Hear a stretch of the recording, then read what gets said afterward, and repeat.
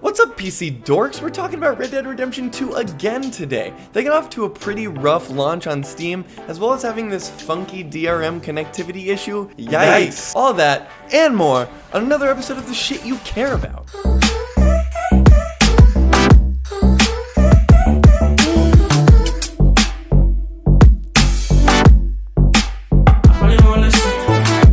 So, as may some of you know, Red Dead Redemption 2 got off to a pretty rough launch on Steam. They actually released on the Rockstar Launcher and Epic Game Store a month ago to some similar bugs, and now Steam is experiencing that same thing, and users are not very happy about it. It's currently sitting at a mixed review score, which for Red Dead Redemption 2 you would expect much higher, obviously, and there's some pretty choice reviews in here. A lot of people complaining about the DRM problem that makes you connect your Rockstar Launcher to your Steam game right when you purchase the game. Apparently you can't even play it without doing this. As well, some people are actually having to dig into their game files and verify game files and names of things and stuff like that, like this guy right here, Mr. Lambs Gaming. He says, after contacting Rockstar Games, doing a reinstall of the game, it worked fine after one startup. I did some graphical adjustments and it asked me to restart from the Red Dead Redemption 2 menu. Upon relaunch, it started crashing again and would not reopen. Rockstar told me to rename my settings folder to whatever I wanted under Documents files and re-verify the integrity of the files through the Steam launcher. It did not work. They told me to reinstall the game and not change the graphics settings, even though they were lower graphical settings and it would not start to begin with. That is ridiculous. That is ridiculous. Rockstar support should not be telling you to dig into your game files to fix it. I can definitely understand them trying to get you to uninstall the game and then reinstall it, but getting you to dig through the game files to fix your game is preposterous. Not to mention they told him that he shouldn't change his graphics settings, which is the reason people are buying Red Dead Redemption 2 on PC, is for the graphics, people. Jesus. The little cherry on top of that whole story is that Lambs Gaming eventually did get it fixed after reading in the comments that someone told him to just unplug his controller.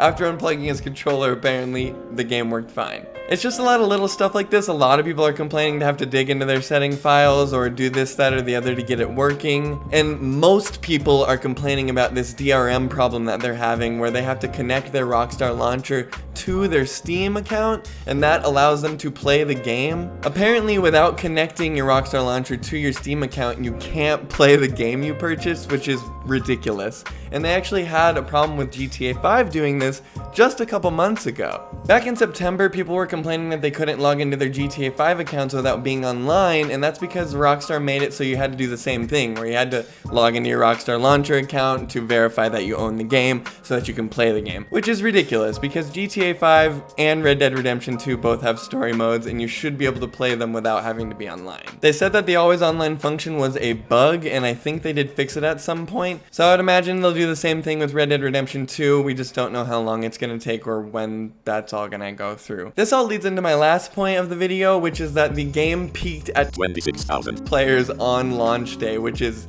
abysmal for a Rockstar game, especially with all those people holding out for a Steam copy or saying they held out for a Steam copy. It's pretty weird to see that only 26,000 people ended up being online the day of launch. I would imagine those numbers will change over the weekend, but that is a pretty rough launch for a Rockstar game, especially on PC. It kind of begs the question that, like, was anyone waiting to get the Steam version even though they made such a big deal out of it? Or maybe that all these bugs affecting the game kind of drew people away from buying it on day one. We couldn't say right now. Unfortunately, Rockstar doesn't really let out their numbers like to the public very often, but it is pretty interesting information considering how big of a game Red Dead Redemption 2 is. You can assume that if, 26,000 people bought it on day one and were playing, that they probably didn't sell that much either. Especially with everyone complaining about PC exclusives recently, like games exclusively being on the Epic Game Store or Rockstar Game Launcher, for instance. It's pretty interesting to see that not actually that many people ended up holding out for the Steam copy, they just got it on the Epic Game Store. For something that you see a lot of people complaining about on the internet, I really feel like it's more of a niche problem.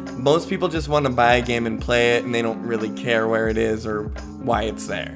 So, if you already bought Red Dead Redemption 2, I am sorry to hear that your game is extra buggy as of right now, but I guarantee they'll be pushing out a patch here in the next week or two that'll hopefully fix this problem. And get rid of that DRM crap, Jesus. If you haven't purchased Red Dead Redemption 2 on PC yet, I would definitely hold out on getting the Steam copy until they fix the bugs.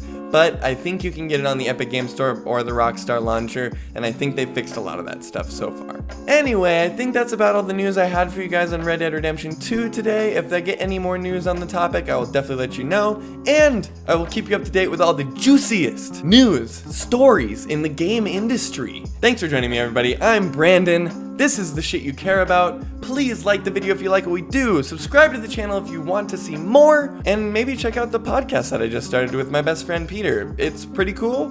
As always, have a kick-ass week.